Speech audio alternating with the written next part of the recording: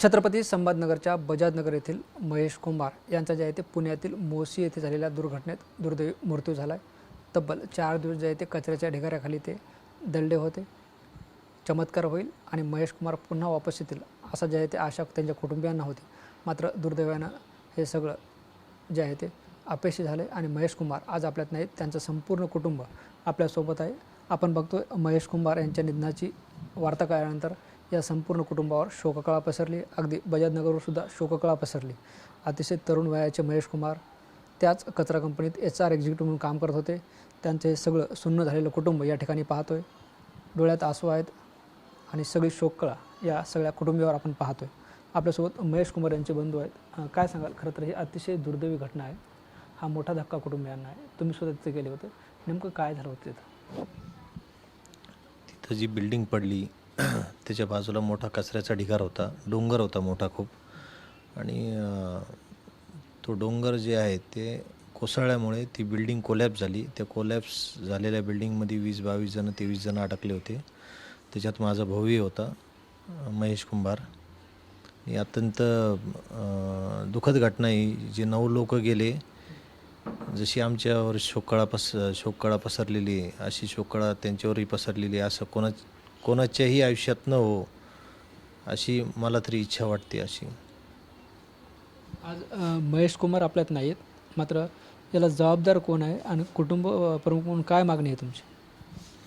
याला जबाबदार जे आहे पिंपरी चिंचवड महानगरपालिका आहे। कारण पालिकेचं सगळं व्यवस्थापन आहे तिथं। जी अंडरनी लारा कंपनी त्यांना कॉन्ट्रॅक्ट दिलेलं आहे ते चालवायला, जो युनिट आहे LR त्यांना चालवायला दिलेला आहे त्यांनी तो।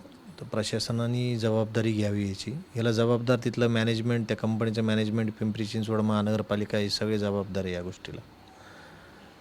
त्यांनी ती जी इमारत आहे ती अनधिकृत असल्याचं कळालेलं आहे। तिथं फक्त तळमजल्यासाठीच परवानगी होती। वरचे 2 मजले जे आहेत ते अनधिकृत बांधलेले आहे आणि जी जमीन आहे ती भुसभुशीत होती तिथली, त्याच्यामुळे ती ढासळल्या गेलेली आहे। डिमांड आता काय, आम्हाला आमचा माणूस पाहिजे होता, त्यासाठी 4 दिवस आम्ही तिथे गेलो होतो। गव्हर्नमेंटनी सांगितल्याप्रमाणे ते देणार आहेत कंपनीवाले काही, आणि कॉर्पोरेशनची काही देणार आहेत। राज्य सरकारने काही 5-1 लाख रुपये जाहीर केलेले आहेत, ते सुद्धा देणार आहेत। परंतु त्याचं वय वर्ष आत्ताशी 32 होतं। तो जर 58 वर्षापर्यंत काम केलं असतं ते अमाऊंट कुठं गेली असती। महेश कुंभार यांचं शिक्षण काय झालं होतं, तिथं कधीपासून जॉब करत होते आणि अशी माहिती मिळते की दुसरा जॉब पण तुम्ही त्यांच्यासाठी शोधत होते? महेशचं शिक्षण जे आहे MBA HR झालं होतं इथं छत्रपती संभाजीनगरमध्येच, देवगिरी कॉलेजमधून केलं होतं त्यांनी। आणि तो मागच्या वर्षी 2025 मार्चला तिथं जॉईन झाला HR एक्झिक्युटिव्ह म्हणून। आणि त्याच्यासाठी मागच्या 3 ते 4 महिन्यापासून मी जॉब सर्च करत होतो। आणि जी दुर्घटना घडली बुधवारी दुपारी 1:30 वाजता, त्याच्या 2 दिवस अगोदरच माझा मेसेज टाकला होता मी त्याला रात्री 9:30 वाजता। माझं बोलणं झालं त्याच्याबरोबर। मी त्याला ढळढळीत लिहिलं होतं की तुझा रिझ्युमे जो आहे तो अपडेट कर। मी त्याला विचारलं पहिले इन्क्रीमेंट झालं का, तो नाही म्हटला। ह्या जुलैच्या एंडिंगला लेटर भेटणार आहेत म्हटलं।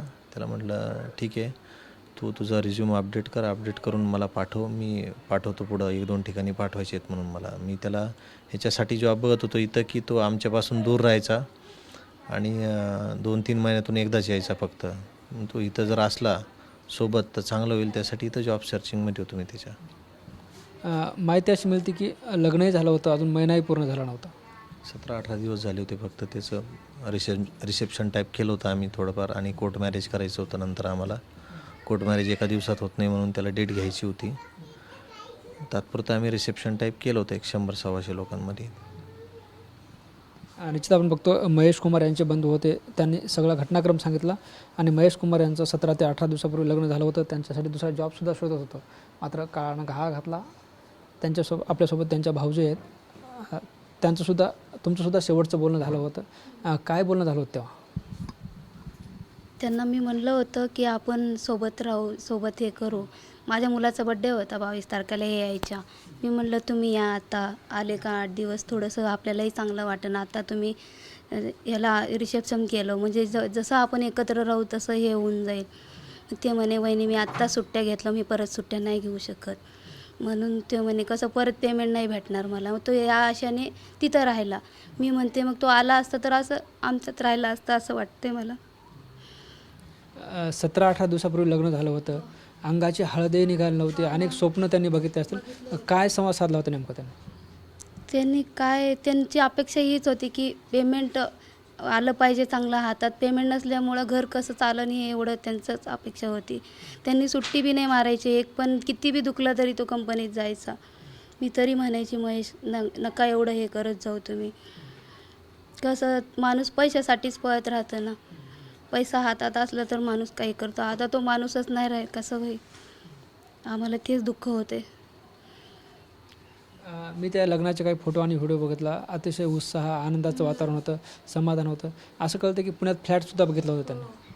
पाहिलं होतं त्यांनी की त्यांना खूप आनंदाचं हे क्षण होतं की त्याला 8 दिवसच नव्हते झाले की तो एवढा खुशीत होता. इथून गेला रूम पाहिला, मग तिथं रूम पाहून वगैरे परत दुसऱ्या रूमवर मालकाला सांगितलं की मी बॅचलरमध्ये आता राहणार नाही, माझी फॅमिलीला मी घेऊन येतो आहे आता इथं. मग तो सांगून रूमवर म्हणजे 2-3 दिवस नव्हते झाले त्याला. मग बुधवारी ते समजा असं घटना घडली म्हणून रात्री आम्हाला 1 वाजता फोन आला. निश्चित आपण बघतो ह्या सगळ्या आठवणी होत्या. महेश कुंभार यांची पुतणी आपल्यासोबत आहे. म्हणजे ते काकासोबत बोलणं व्हायचं. काय सांगायचे काका? काही नाही, असलंच आपलं दररोजचं काय करताय काय नाही, अभ्यास कसं चालू आहे हेच विचारायचे. काय वाटायचं? काय झालं पाहिजे काका? तुला काय झालं ते तू काय झालं पाहिजे असं वाटायचं काका? सॉफ्टवेअर इंजिनियर व्हायला पाहिजे म्हणून वाटायचं त्यांना. आणि त्यांच्या दुसऱ्या भाऊजाईसुद्धा आपल्यासोबत आहेत. काय सांगाल, कसा होता त्यांचा स्वभाव? स्वभाव चांगला होता त्यांची. मला भाऊ नाही आहे, त्यांनीच माझा भाऊ होता. मग आता तो बी नाही आहे, मला भाऊ नाही आहे आता. त्या लोकांनी आपल्याला तो आणून देतो का? आता तरी आणून देणार आहे का? आता एवढा पैसे देतो तेवढा पैसे देतो म्हणतो. एवढं पैशाने आपले माणूस भेटतो का आम्हाला? मग ते डोंगर पडणारच होतं, त्यांना कळालं होतं ना. मग बंद ठेवायला पाहिजे होतं त्यांनी कंपनी. त्यांनी का बरं बंद ठेवलं नाही? आता आपल्याला आपले माणूस पाहिजे, आपल्याला भेटत नाही, आम्ही काय करावं आता? आम्हाला लय दुःख झालं आहे. इथून जाताना मागच्या शनिवारी गेलो तो इथून. त्या दिवशी रेग्युलरची घरात काय होतं तेवढं झालं आहे. नंतर मी काय फोन केला नाही, त्यांचाही फोन आला नाही मला. त्याच्यावरती काय बोलणं झालं नाही माझं. हां, लग्न झाल्यावर त्याला इंटरव्ह्यूसाठी फोन आला, लगेच गेलं त्याने. त्या दिवशी जेवणसुद्धा केलं नाही त्याने, उशीर होतं म्हणून लगेच निघाले. त्याच्यानंतर मी काय फोन केला नाही त्यांना. आमच्या दोघांचं काय बोलणं झालं नाही. म्हणजे तुम्हाला भाऊ नाही, तो भावासारखे जे ते माया प्रेम दाखवायचं तुमच्यावर. हां, तोच माझा एक भाऊ होता. आता सक्का बी भाऊ नाही, हे बी नाही आहे मला आता.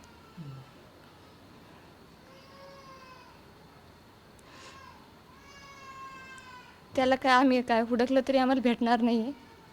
त्यांनी किती का पैसे देऊ दे, आपल्याला काय तो ते पैशाने काय आम्ही घेऊ शकणार बी नाही आहे ना. ते काही एक वस्तू बी नाही आहे. आता गाड्या गुडे गेलं तर ते गेलं बाबा, आम्ही दुसरं घेतो असं नाही आहे ना. आता किती काय लोक मेले तिथं.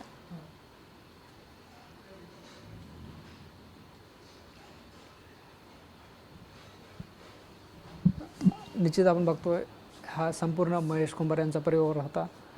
हे जे आहेत ते महेश कुंभार यांचे वडील आहेत, ते गेल्या काही दिवसापासून आजारी आहेत आणि पुन्हा त्यांना हा दुसरा धक्का बसला आहे आणि हा संपूर्ण कुटुंबावर जे आहे ते मोठा दुःखाचा सागर कोसळला आहे. आता कितीही पैसे दिले तरी आमचा महेश वापस येणार नाही, त्यामुळं दोषींवर कडक कारवाई करण्यात यावी अशीसुद्धा मागणी या सगळ्या कुटुंबियांनी केली. कॅमेरा पर्सन अमित आडेसह ज्ञानेश्वर लोंढे, TV9 मराठी, बजाजनगर, छत्रपती संभाजीनगर.